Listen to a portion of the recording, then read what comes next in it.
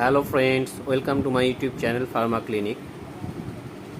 এই যে ছবিটা দেখছেন, এটা হচ্ছে সলভিন এলএস সিরাপ। এটা ইউজ করা হয় ওয়েট কফ অর্থাৎ ভিজা কাশিতে। Composition ambroxol hydrochloride 30 mg, levosalbutamol 1 mg, guaifenesin 50 mg। এটা তৈরি করেছে তিরুপতি মেডিকেয়ার লিমিটেড ও marketed by Ipca laboratories limited.